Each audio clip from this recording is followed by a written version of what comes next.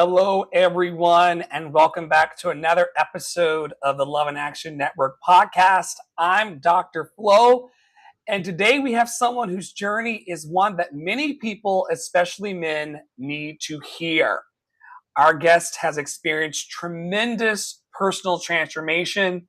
He's an author, an award-winning teacher, a former competitive bodybuilder, a practitioner of Qigong, and someone whose experiences with grief have led him into a much deeper understanding of healing and spirituality. Please help me welcome Nino Surdo. Oh, Yes. Is it glad to be Qigong here. or Qigong? Actually, it's Qigong, but Qi is spelled differently in Asian. In Korean and Japanese, it's Ki, Ki. In Chinese, Qi, which is Qi, or Chi. Prana, they call it in yogic traditions. Yeah, I love that good prana energy, that good Yeah, flow. Thank you so much for joining us today, brother. thanks for It's having really, me. really good to see you here all the way in sunny California. Quick question for you as we get started today. What has brought you the most peace into your life recently? Retiring. Okay. somewhat retired. I think peace comes through stages. I'm fortunate in that, I've always been sort of a half monk, half hooligan. So I've always had that monk-like kind of way of just liking peaceful sanctuaries, home, always being pulled to Eastern philosophies, wanting to sort of disengage and to be in the world, but not of it, but to still be of service. So I think it comes natural for me to seek that peace, but it wasn't always like that. I think you have to go through it to get it. That's amazing. That's amazing. And when people meet you today, what do you hope they experience before we even get fully into the podcast? Well, when people first meet me, I think like most of us, we judge with our perceptions, acquired knowledge, and likes and dislikes. So I think for me, it's sort of, I don't look like a spiritual guy per se. Neither do any of my teachers. They don't dress in robes and speak with Hindu Indian accents. The ones that influence me the most are the most humblest and simplest, but very profound. So yeah, I don't. Amazing. My wife said she was attracted to me because I was, half bad boy and half monk. So Yes. it's We sort of love like us. it's sort of like this guy. The second book I wrote. Angry Yes. Buddha. We love a spiritual badass. We love a spiritual Yeah. badass. That's amazing. That's amazing. You've lived several completely different lives already, and if someone only knew the current version of you, what would surprise them the most? I think people give me compliments that I'm well spoken. I think that people that work out or have sort of a strong energy field, they're looked at and perceived through their eyes. There's other ways to perceive, I've learned over the years. That, we're not articulate, we're not well read, we're not very deep. But I stopped trying to impress people, and I think that's the weirdness of it. When you don't try to impress people, you actually impress them. It's weird when you don't care if they like you. I remember dating a girl once, and I just was myself. I was like, if they like me, they like me. I know who I am deep inside. So she said, my family really liked you, and I said, why? She said, because they felt that you didn't care if they liked you or not. I was like, okay, that'll work for me. So it's kind of a Zen riddle. It's like when you try, it doesn't happen. When you don't try, it happens. Kind of in Chinese, they call it a Wu Wei concept, which is not Yeah. putting effort into anything, really, extra effort than you need to. Yeah, to just go with the flow. Just go with the flow and just be in the flow. Yeah, and just be happy with who you are. I think what I used to tell my students a lot is be perfect in your imperfections. If you were Mm. perfect, you would dissolve in the light and have nothing to learn. We're all a little bit broken. The Japanese have that beautiful art where they break, things that are broken, they lace with gold. I forget what it's called, irigai, or it's some kind of art. And Japanese are wonderful at doing this. So, embrace your brokenness. I think people are really hard on themselves for trying to achieve this sort of perfection in an imperfect world, you know? Whew, this is going to be a great episode. I can already tell. I saw this guy and You like felt the met him. transmission. Yeah, I just met you a couple minutes ago, and I'm like, yo, this is a soul brother. This is a soul sibling for Yeah, real. man, thank you. This is just great for me. And I know it's going to be great for those who are listening live and tuning in later. So let's start at your beginning. Who was Nino before your spiritual awakening? Nino was ambitious and angry. I graduated with a film degree from Columbia in Chicago, and I wanted to be fabulous. I wanted to come to LA, and like most young people, I had sort of a rough childhood. I wanted to be famous. And my twin brother came out to see me, and we realized that, or at least I did, that we had sort of an act, and we started doing bodybuilding stuff. Was featured in Muscle and Fitness magazine. I'll speed this up a little bit. We started getting TV and film work, and things were going great. My brother kind of went to the dark side with drugs, and in LA, in any pursuit of creativeness, any city, there's dark roads that you could travel on. He passed away in my arms from an accidental overdose. Kind of went crazy for a while. Um, Completely changed my life, and I'm sure your audience can reflect on their own. One moment can change the whole trajectory of your life. Trajectory, I should say. So that was my moment of, I call it spiritual insanity, and then synchronicity played a part. I met people, things were happening. A friend of mine got me an apartment without even signing a lease. So through that grief, I had these magical synchronistic moments with people who catapulted me into other realms of healing, identity, connection. And it's always been there. I've always felt that I was a stranger in a strange land. Most people do when they get that calling. And you're not special. You're just curious. And it catapulted with my brother passing away, where everything that I thought was important wasn't anymore. I remember I got booked on a TV show as an actor, and it was Tough Guy Number One, Nino. And I knew the writer. And I went to shoot this thing, and I was like, I was so cynical and in a weird place. I was like, this is all stupid. I just want my brother back. You're going to die. You're going to die. You're going to die. It was very dark, but kind of awakening. And I didn't think this was just all a play for me. So what I thought was something I really wanted in my life became a quest of sorts, a journey. Let's talk about the bodybuilding. What attracted you to that world in the first place? Well, my father passed away when I was 13 years old. Oh, no. And I was angry and pissed. And I was a really gifted athlete. So was my brother. But I had to help out my mother, who was an Italian immigrant. So, I couldn't go out for sports. So, and they thought we were lazy. Some of the coaches were like, oh, those twins are just lazy. And the only place I could take out my anger and frustration of having my youth stolen from me in a way with my father's passing was to go in the weight room. It was a great way for me to channel the anger, and I did real well. I remember breaking the bench press record. And then we met a guy. I've always liked the human form, comic books, and my brother and I always wanted to look like those comic book guys. So we started training. I was always influenced by guys like Frank Frazetta, who would paint these beautiful men and women. And I wanted to be a superhero, So we started training with that. And then during the course of my journey, it certainly changed. My idea of fitness, my idea of health, my idea of well-being, it all changed. In the chasing of that achievement, many people are hoping that it will heal something inside of them. Mm-hmm. Did that ever happen for you? No, I think what it did was it was a positive channeling for anger, and it didn't heal me. I think healing personally is multi-layered. It's not just waving your hands over someone. You may have to redo your childhood. You may need some emotional healing. There's karmic residue. It definitely changed from a rockin' bod to being happy. I was the most miserable person you could ever meet with a rockin' body. And then I met these Qigong teachers who told me about this, taught me and transmitted this internal system this chi that exists with you. And through the Taoist practice, I practice meditation where it's sort of a direct link into the cosmos, so to speak.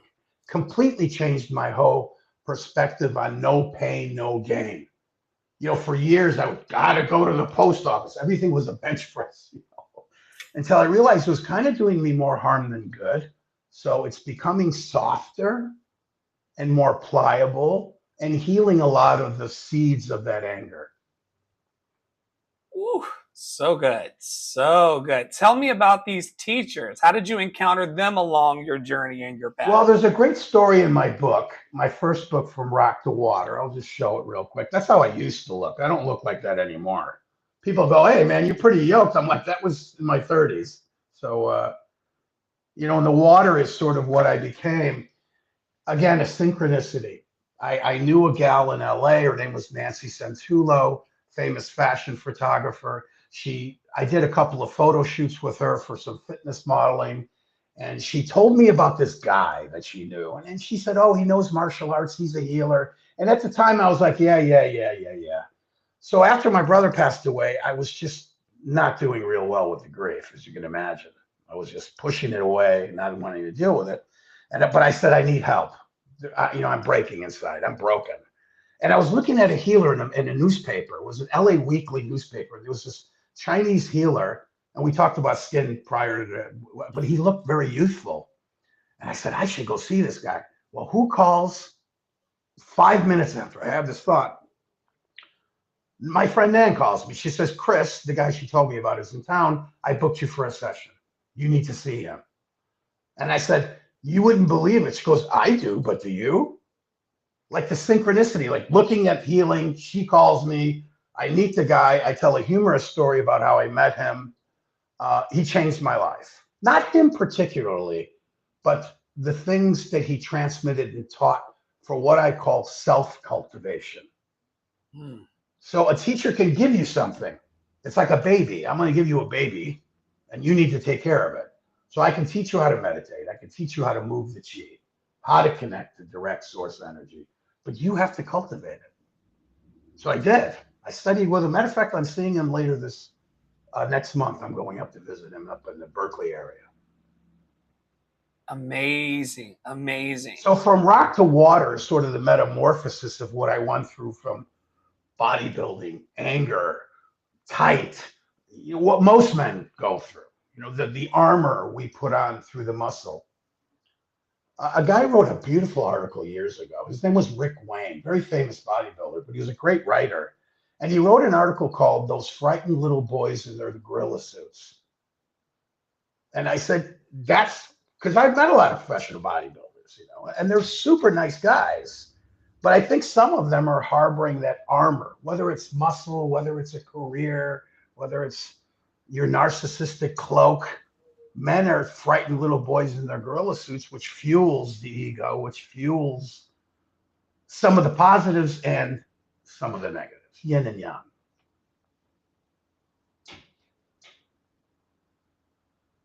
Nope, I lost the volume.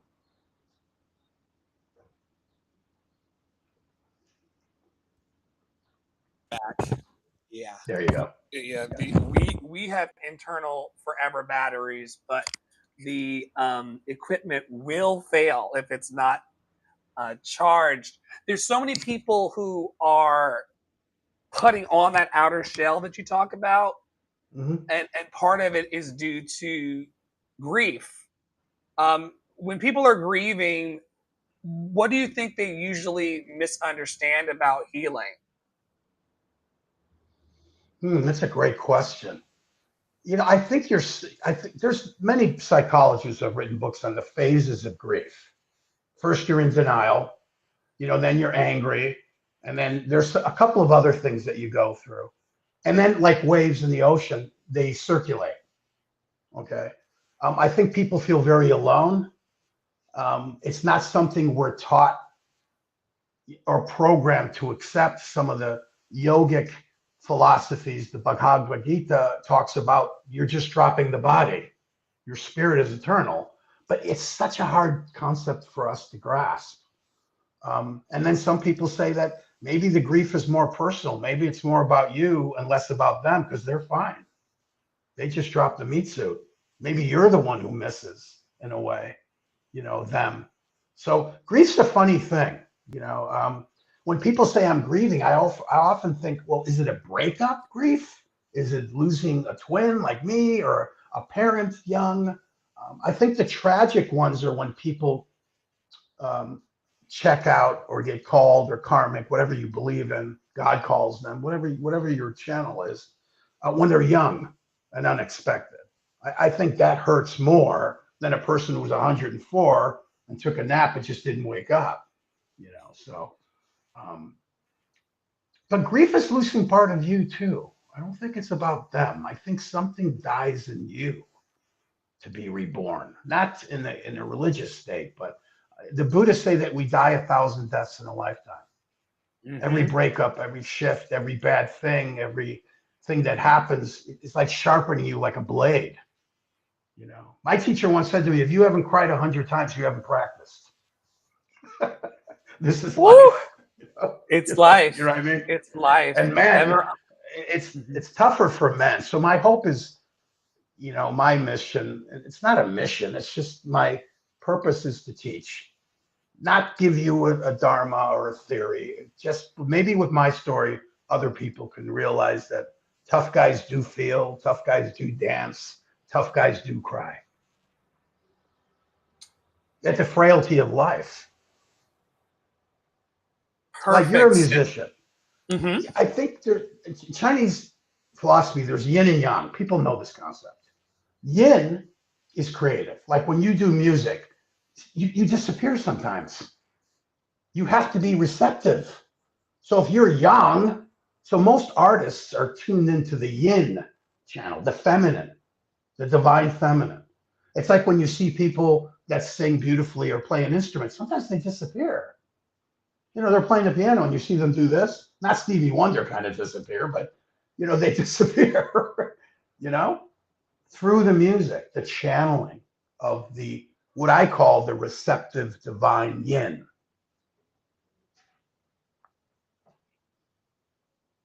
Yep. Can't hear you again. None of you're so powerful that none of my mics want to work today, and that's okay. It's the transmission. It happens. Yeah, You you're know, just this it this guy. happens a lot with me. Yeah, Computers, especially when I'm supercharged. this I'm yeah telling. We this had a hard that's time just getting onto this podcast. that's never happened before. Like I got Yeah, this it's weird. mindful muscle guy that's just blowing Yeah, out all of the. it's that chi, baby. It's so good. It's so It's good. the I chi. I'm grateful. Knock out another microphone if you gotta. Um, Perfect segue into this conversation that we wanted to have today around men's mental health. Why do you believe that so many men continue to suffer in silence, my brother? Well, we're making strides. I mean, thank the internet and social media. It's a double-edged blade. It's good and really bad at the same time. I do think they're making strides. It saddens me that when an athlete is starting to come out or a celebrity, then people take notice. And that's silly. I mean, but that's the world we live in. So I think men have it tougher because socially conditioned. Big boys don't cry. Toughen up, buttercup. We're not taught unless you have that, again, we talked about earlier, that sort of yin, that feminine energy. And I'm not talking about heterosexual versus gay. I'm not talking about that at all. I'm just talking about the channel that you can channel your art from. And I think it's tough for men. I think, and it's multi-layered because women expect men to be that, but men Mm. suffer in that. The Yeah. provider, go home and bring the buffalo. Don't cry, suck it up. So we're being barraged with this social conditioning and false belief in what it means to be masculine. Yeah. Speaking of which, do you think that masculinity becomes confused with emotional suppression? I do believe in balance. I mean, I think the perfect example, this is going to sound strange to you and maybe your listeners, but you look at a cat. The cat is very loving. I love cats. I never did before, but that's another story. But if you study, the Taoists say if you study a cat, you know the way. Like it can be this purring, loving, beautiful thing, but you put it out at night, it's a killer. Yeah. It's like a silent assassin. So I do think the masculinity, and I got to give the guys, we got to cut them some slack. We're developed in roots that don't allow that because it's considered weakness, and it's a multi-layered problem. Yep. But making strides. Look, they have Men's Mental Health Month, which is Mhm. why I'm promoting my book and talking to wonderful gentlemen like yourself to try to say, hey, man, tough guys can dance, tough guys can cry, get the help you need. And one of the things I say is, I've had a full life. I've had a lot of experiences. And interesting, I always say I've had a very simple but not simple life. Extraordinary, ordinary but extraordinary.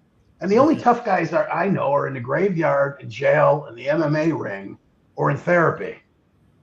So don't be a tough guy. If you're going to get help and you need help, don't just do it for you. Do it for the people who love you.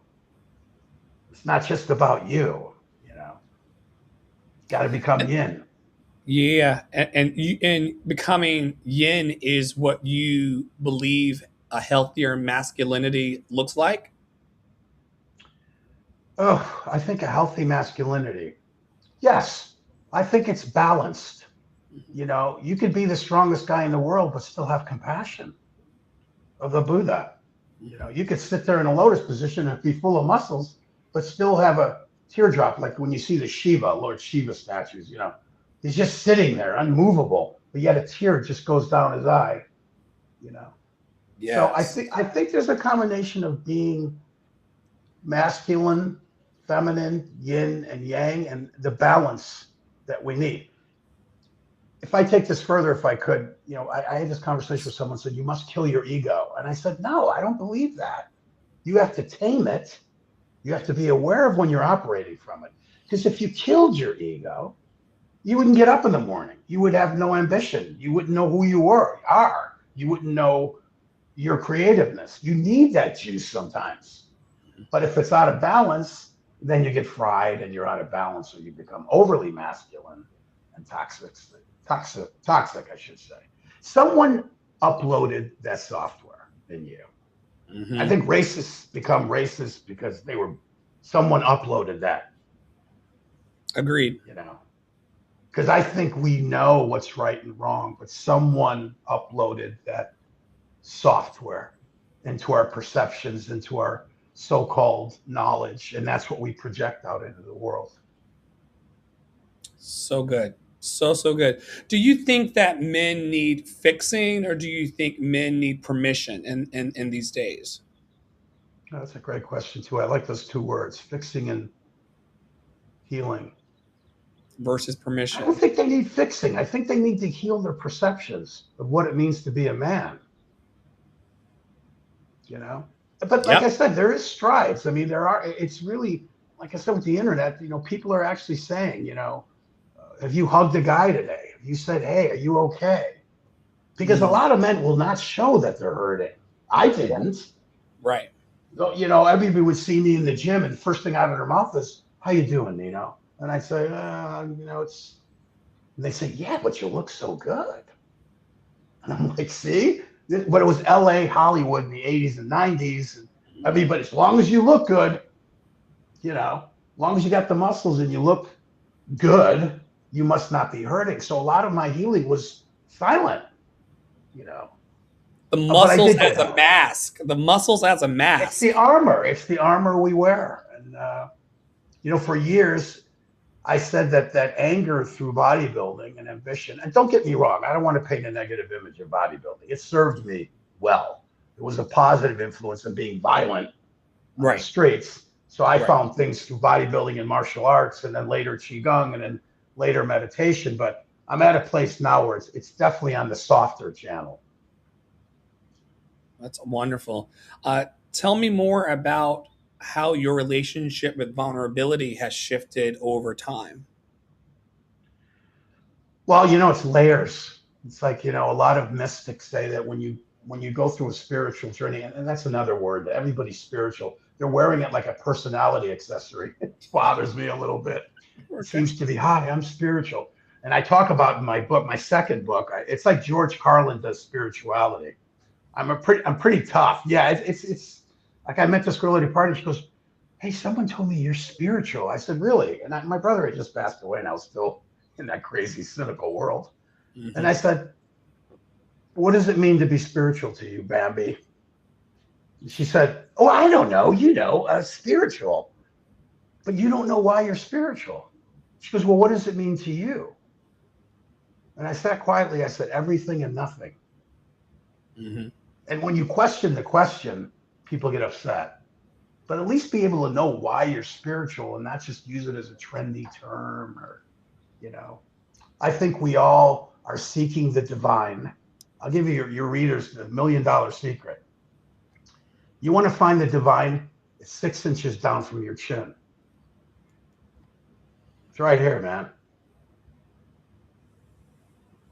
See? That's what you need to awaken. And Mm-hmm. that's why I lean towards Buddhism and Taoism and philosophies. I've read a lot. I didn't become cynical or dismissive of religion. I studied them and I said, this works for me. This doesn't work for me. This smells of ego. This smells of fear with new robes. You know, you Yeah. can parrot scripture, but what are you when no one's looking? You know, where are you when you're not performing? Who are you? You Mm-hmm. know.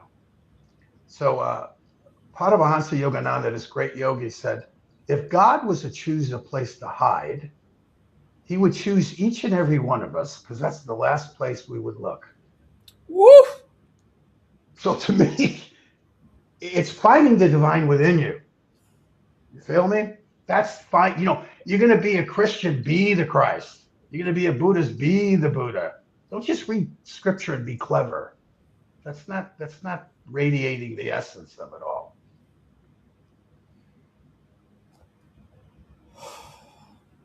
It's a lot, huh? I'm The young trying not people. to be. I hope I'm not sounding like I'm No, Mr. this Know is It so. All. I am being healed by this. I'm really so.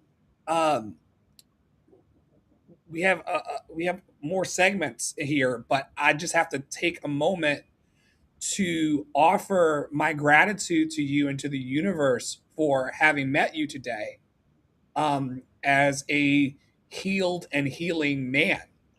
Um, Mhm. I'm deeply moved. I'm deeply moved to the point of like almost crying a contact out. Um, it's And that last sentence that you said about where would God hide, the kids would call those bars. But like those, Oh those, wow, those are that's like a interesting. rapper, or like a rapper who spits bars. Like that Mhm. was that really um, did something to me. What advice would you give to a man who was listening today who feels like he's completely isolated? Be brave enough to seek help. You know, help is out there. We have made big strides. And again, I'm not anti-religion. If it's a church group, if it's a any type of men's group, it's friends. I think I have a soft ear, even though I look like a character from a Scorsese film. I have a soft ear, because what I tell people is the Buddha said you must suffer to find compassion. I too have suffered, so I know what it's like. So they know that I have a gentle ear, So find the help that you need. Use discretion. You know, I don't think it's just one way of healing, but therapy works if you can find a good one. Groups, church groups, whatever can get you out of yourself. So good. And how can loved ones support men who refuse to ask for help? That's a tough one. You have to encourage. It's really a tough one because if you come at them too hard, what happens? The masculine shows up, right? The fists go up. And this is something I said on another podcast. And I know this is going to blow a lot of listeners' minds. Not everybody is supposed to heal. Oh yeah. You know, you get A horse, when you know that saying, you can lead a horse to water, but you can't make him drink. You don't need to lead the horse. The horse knows when to drink when it's thirsty. So, but again, it depends on your belief systems.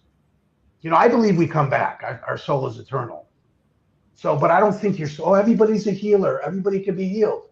It may not be in your karma this time around. So it's a tough one. I tried with my brother. God knows, I had a black belt in codependency. Come on, You black know, belt. try, trying to, codependency was a big one for me. And it usually comes. I'm not going to get into childhood psychology of it all, but it usually comes from a need to be loved and understood. Let's get away from all the. There's two channels people operate from: fear and love. You operate from love, sir. That's why we're having this chat. You're trying to be of service. I can tell by your energy. I'm very intuitive that way. You're all about spreading the love in your own way, and that's your mission. Just like my mission, it may not be your mission, but it's our mission. We're in it Without together, man. forcing it on people. We're in it together. Yeah, man. Yeah. Woo, we got some comments coming in because it's live Right. today. They say isolation, fearlessly phoenixing is out here saying that isolation versus solitude is often hard to distinguish. They go on to say, especially with much of the pushing of the narrative, algorithmic conveyances. And they also go on to say that they feel so much for men. And then they go on also to say, and what is meant to be healed in each play through. Hold on. What is meant to be healed in each playthrough is not determined by what the algorithm stipulates as trending or trendy. How do you feel about how the algorithm is playing on men and our egos and all of that? Well, I'm old school. You sit comfortably, you breathe, you find the divine, you do pranayama, you do self inquiry. You can't be influenced by the media or algorithms or all that stuff. I think it's dangerous, especially when people have deep mental health issues and all of a sudden life coaches show up in your algorithm. Nothing against life coaches, but if they're having suicidal tendencies, they need a professional, not an algorithm. Agreed. Agreed.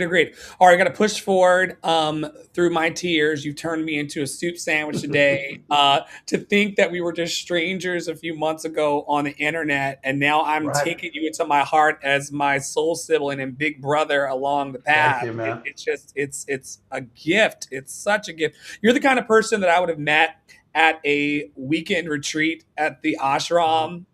And even though it was completely silent, we would have figured out a way to like Right. whisper something because Well, it's just those who have ears will hear. Those who you're open to it, that's why you received the transmission. This isn't spooky, folks. It's just a transmission. It happens when you're cultivated well. You radiate a transmission, and I hate to say this, but I've made meta people cry over the years. yeah. I just sit in the chair and radiate without You're, feeling like I'm special. It's just something clicked in you that clicked with me, and to believe in the beauty and miracles of synchronicity, of divine intervention, or being at the right place in the right time. Don't ever give up that hope that you have that opportunity. from hundreds of miles away. We're on opposite coast, and Boom.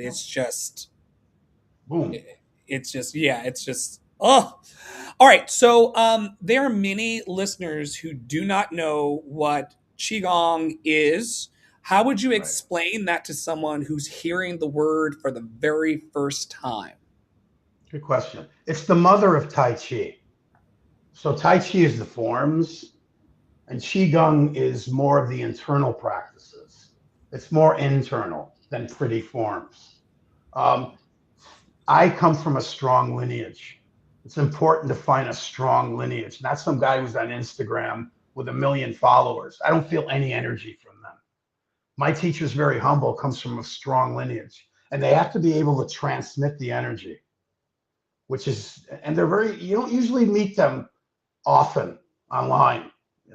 I met my Qigong teacher through a friend, and I think I was destined to meet him.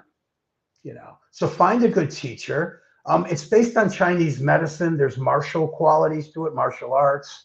There's 1,000 different forms of qigong. People can do research. There's a couple of great books out there. Some are too intellectual for my taste, but the qigong is the development, spiritual, mental, and medically, to help your vitality, your inner chi. And it also has Taoist meditation, which is mind blowing. If you find a good teacher, you could just sit with them and they'll transmit it. And you can link into them. I know it sounds spooky to most people, but that was my experiences through it. Mind blowing. Woo! And what changed within you physically, emotionally, and spiritually as a result of having this encounter with Qigong? Well, the first, I write about it a lot in my book. I went through sort of a Kundalini awakening. It was really painful. My whole body was just changing, like something was changing me, perceptions. And I would call my teacher, who's from England, and he has this lovely English accent. I said, Chris, I think I'm having a heart attack. He's like, oh, good, good, good. Your heart's opening up. Oh, good, good, good. Something just flew out of my back. He's like, oh, good, bloody good. That means your chakras are opening up. So it's hard to explain. There was moments when I used to get on my soapbox and I'm like, nobody's going to believe this shit that I went through. And maybe it was just destined for me to link into the teacher, and then you get what you get. Some people find this word healer bothers me too, but that's another podcast. Um, Sometimes you meet someone that just triggers something in you. So I think he allowed me to link into this healing force, which changed everything. Life became a feeling more than a thought. It was a big one. I could Oh, feel say that. everything. Oh, say that again. Say that again. That's Life good. became more of a feeling than a thought. Mm. How does it feel? My wife hates me. I'll walk into places, I'm like, ugh, there's no wa here. In Japanese, wa means harmony. I could feel it. We all have that gift. You walk into a room, a person just had a fight with another person. You walk into a room, you don't feel that? You don't walk into a church and people are singing. A girlfriend brought me to a Baptist sermon one time. Man, the energy in that place was cooking from the music. That's frequency. Mhm. That's how God, not the guy with the white beard, the force speaks through Mm. frequency. So it taught me a lot of things. It was very painful. I had to redo a lot of the old software. I'm not perfect. Someone asked me what I've gotten from all this. Let me answer this question. So I've good. just become a connoisseur of my own madness in a positive way. Like when I'm out of touch, I'm just a connoisseur of my own madness. I'm mindful and hopefully awake. I'm not anything. I'm no guru. I'm not. I don't need people to kiss my toe ring. You know, wake up, wake up. I just listened to an R&B song, "Wake Up." You must know who the artist is. Wake up. Uh, Dun, dun, dun, dun. I'll have. I I don't would know. have. Anyway, I would have to Google or ask my partner. He's the R yeah, and B wake up. expert. Yeah, Wake up. It says R and B song called "Wake Up." yeah. I think it's called that. R&B. Wake up. Wake up. R&B Wake song. up, everybody. I don't know. I'm not a great singer, but I like Maybe to it's wake up. Skylar Black with Chris Brown. Maybe wake up. No, it Wake goes up. older than that. Oh. Oh, that could be it. Oh no no. Harold Melvin and the Blue Notes. Yes, yes. I think that's it. Yeah, yeah. Wake up, everybody. It's an iconic, socially conscious soul song that opens with the famous line, "Wake up, everybody. No more sleeping in bed." Very powerful if you think about it. Sleeping I'm a, in bed is your own consciousness, your yeah. own layers of childhood trauma or whatever. Wake up. It's a great story. That when the Buddha got enlightened, he walked into a village. They asked him, "Are you a magician?" He said, "No." They said, "Are you a god?" He said, "No." "Are you a demon?" He said, "No." They said, "What are you?" "I'm awake." Mm-hmm. Mm-hmm. And And to your early, Yeshua, the teachings of that, he go was on. awake too. He was awake too. He was really awake Really and awake. very aware. And my life changed, when I realized that you cannot wake up people who are pretending to be asleep. Oh, that's a good one. That's a good one. This goes back to what you were Very talking good. about earlier about the horse and the water and how everybody's not meant to enlighten and wake up in this No. lifetime. Some people really are attached to the suffering of being asleep. Yeah, and I also don't like when people, I see this a lot on threads. I just want high vibe people. I can't hang around with small talk. I can't hang around low vibrational people. And I said, who did Jesus hang out with? Mm-hmm. Mm-hmm. I don't use the word Jesus. Yeshua is the word I Mm-hmm. use. He was a teacher to me and a great Yes. teacher. Um, Yes. but, he didn't hang around with people that were evolved. He learned from them. That's your belief system. But he hung around the people. So thinking you need to find your tribe is a little egocentric. You should be able to talk to anybody. But I do feel that people are certain levels of evolution. That helps me accept people. Like you can't teach physics to a kindergartner. You can't shove it down their throat. You know, what did Yeshua say? The harvest is plenty, but the laborers are few. It's one of my favorite Yes. parables. Like Mm-hmm. being spiritual takes self cultivation.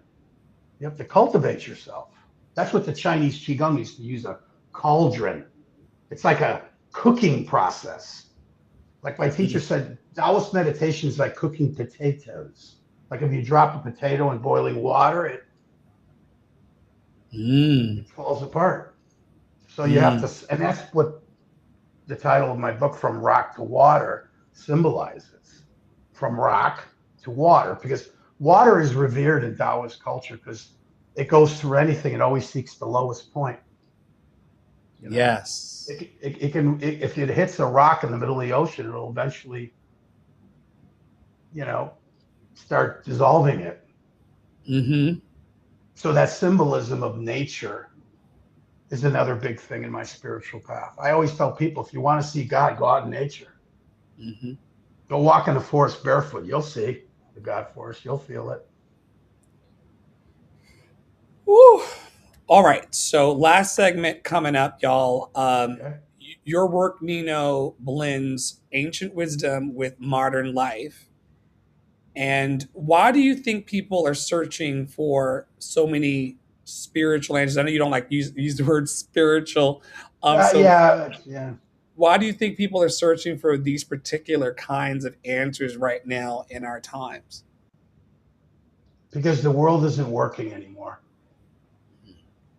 I think it's reaching the breaking point. Well, where I think it's transforming. I think people are seeking something deeper to their lives. Some of it's questionable, the practices, um, but I do have hope that something is shifting. We need bad to find good. Mm-hmm. Okay.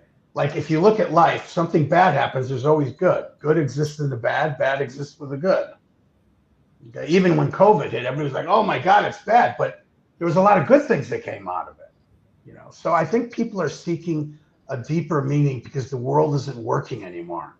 People are kind of fed up. They want something deeper. It's unfortunate, like in my case and many other cases, tragedy has to awaken us. But I think people are looking. They're not happy with what's going on in the world, and I think we're isolated. We're social media addicted. We call them connections, but we don't have communities or touch. And I was talking to a friend of mine the other day, and I said, geez, I grew up in all these decades, we didn't have any of this Mm-hmm. stuff. We had to talk to people. And I think that loneliness, that deep questioning, which is the basis of critical thinking and spiritual pursuit. Who am I? What is this? And if you go further, it's how can I be the pebble in the pond that ripples out in my own way? Woo. How do you separate spirituality, brother, from performance? Well, I get that people are trying to make a living doing the spiritual stuff, but it bothers Mm-hmm. me a little bit because I don't feel it. I don't feel energy. It's a fine line between ego and Right. and branding. You don't have to Right. brand everything. Everything's branding, and I get it. Now people are getting Reiki certified. The biggest trend right now, and in my second book, I use this George Carlin tone, and with love, of course, but it is sort of biting. Even when I teach, I'll give it to you straight. I could be lovey-dovey and make someone cry, but I'm pretty tough. I'll give it to you straight. So a lot of the performances, bothersome, but I get that they're trying to connect with people. Um, it's tricky. It's tricky. I think, if you like, I use the internet. And my wife was very motivated because I was just done. I was like, okay, I'm retired as a teacher. I was teaching for a while, and I thought I'm done. And I was reluctant to get on social media, but I've been pushing myself, a connoisseur of my own madness, to say, go out. I started connecting. I did a few podcasts. People are buying the book. I'm open to opportunities or whatever the universe brings me, and let me be of service in my own way. But I always feel uncomfortable when I display something. I'm like, oh no, what's it called? Imposter syndrome, Mm. but I'm not an imposter. I'm very real and authentic and cultivated well. You're far from an imposter. People are yelling at me in the comments here. They want to know where to find you. I usually do that at the end, but they want to know now. Where can they find you? And this is wonderful that you're coming onto the internet in these ways because Yeah. I'm definitely going to follow you to the mountaintop, brother. This is amazing. Where can people Well, find thank you? you. They can find me on, I don't know if social media. I guess they could find me on social media, but Nino Vincenzo numerical 9 at Gmail. Okay. Nino Okay. Vincenzo 9 at gmail.com. Um, and I don't know what my threads and Instagram accounts. I think it's Rogue Mystic One. I don't know. We're But gonna that's figure how we're gonna figure important. we're gonna figure that out. And I'm gonna personally out of my You could creative post it. services. Yeah. Yeah, and then out of my creative services group, I'm personally going to make sure that you and the wife get a link tree started for you to put your books and stuff. Oh, Because, great. yeah, because I'm telling you, you are the truth. You are the truth, and Well, thank these people are looking for the Nino.com. To tap into Again, the I'm magic. just sort of that reluctant guru, but I am open to helping in any way I can. I'm a little discreet in who I work with, but I can use the word coach, mentor, guide quite comfortably. I'm not a Yeah, healer, but I might give you something that may be able for you to heal you. yeah. You've healed me today just with your presence, and we know that presence is power.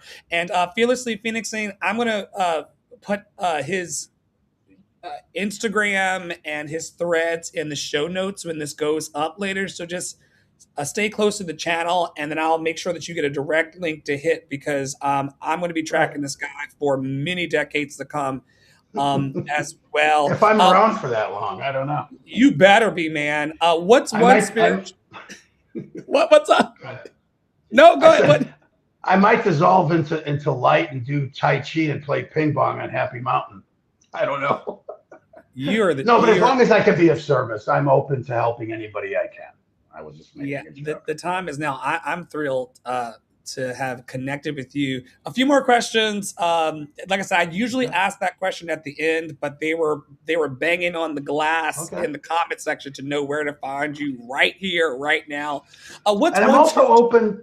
Okay, I'm also yeah, open to doing workshops and seminars. If people have a group and they want to pay for me to come in and give my spiel and transmit energy and teach some qigong, I'm always open.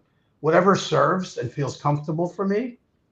I have chi will travel hey, if it leads me to that. yeah, I believe it will. I believe it will, and I Yeah. know that in the next, I'm putting you definitely in my 2, 5, and 10 year plan to have you on stages presenting at Love and Action Network workshops and things like that. This is a gift. What's one spiritual belief that you've completely changed your mind about? Hmm. That God exists outside of ourselves. Woo! Tell me about it. Tell me It's about it. 6 inches from your chin. You see, Yeshua, Jesus, the Buddha, all these teachers wanted you to become them. They didn't want disciples. They didn't want organized stuff. They wanted you to become them. So that's the key. One of the keys. There's many keys. Yeah, yeah. Ooh. uh I'm supposed to be over here hosting, and I'm like having like I'm on the verge of a Baptist fit myself. You said you went to that Baptist church. I'm over here like, woo, Just having a moment. Woo! oh hallelujah. The Um, chi. The chi is woo, floating. It is so good. I meditated today on TikTok and did a group sit today. And so my heart was postured in a way to receive this. Yes, yes, yes, yeah. Like I truly and I've kind of drifted as human beings do, away Sure, from doing my daily sit online or my sure, daily sure. practice with myself. And for some reason today, in an anticipation of meeting with you online, I just and I would be completely telling stories if I was like, Nino's coming, let me sit. I just felt inclined to sit today. And we did a whole hour and 15 minutes of Nom Yoho Renge Kyo and just really Yeah, yeah. getting the energy aligned. And Mhm. like I said, that's why my heart posture was completely open to Right. receive your impartation of spirit today and light. Like, oh, what do you think? Or what do you believe is one of humanity's greatest misunderstandings? I think organized religion took us away from ourselves. I think people don't understand. I talk about it in my second book. Governments are meant for power. I think people don't understand the game that the powers that be are playing. Not to get political, but it doesn't matter what political party you belong to. There's an underlying secret world of power and influence and ego. People have to understand that, not just get upset about who's Republican, who's Democrat, who's spiritual, who's not. And I think people need to rise up, not with violence, but to awaken, like I said earlier. Um, there's so many things that people misperceive. And again, it's everyone's journey to find it. You know, what I like to do is there's a great book by one of my favorite authors who's a Buddhist psychologist. His name's Jack Kornfield with a K. And he wrote a Yes. book, and I love the title. Have you known After the Ecstasy, the Laundry? Mm-hmm. You still got Mm-hmm. to do human. Unless you want to go up in the Himalayas and just meditate your way to bliss, you could do that. But I think it's how do we operate in the world and still maintain our sense of spirituality? It's not easy, that balancing act. It's really Mm-hmm. not. Mm-hmm. I love me some Jack. I've been listening to Jack for the last 15, 20 years. And what you're talking about in part is this idea of what they call a bodhisattva, the spiritual Mm-hmm. warriorship. Right, right, It's not right, warring in the physical. It's something that's happening in the spiritual plane that is powerful work if you take it seriously. right, right. I like him a lot because he combines, and that's my shtick is I combine practicality with ancient wisdom. Mm-hmm. I combine street toughness with compassion, authenticity with um,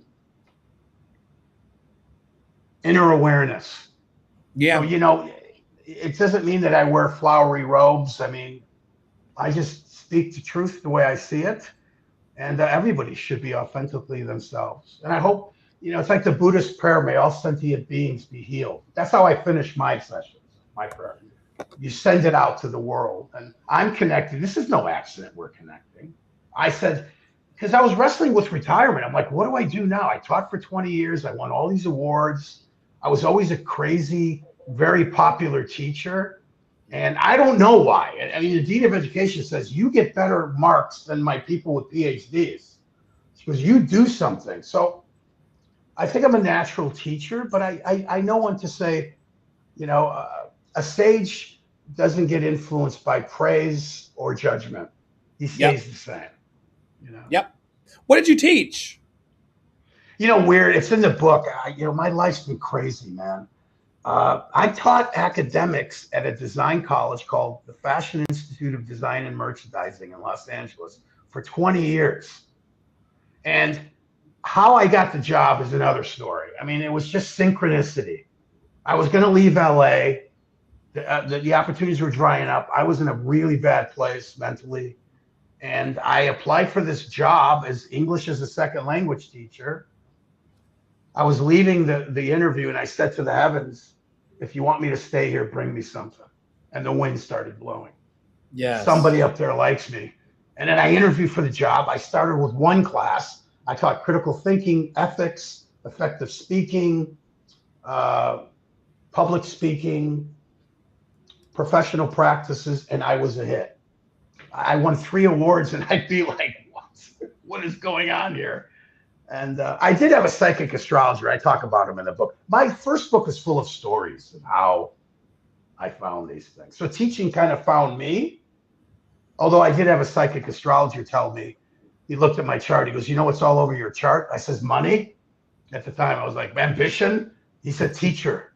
You're a teacher. I said, Yeah. okay. I said, teacher, okay. I bet you say that to all the girls. You have an interesting life ahead of you. I said, okay. Came true. And I taught Qigong. I taught personal fitness. I did a few workshops. So I've always been teaching in one way or another. And then when I retired, I just needed to go monk for a while.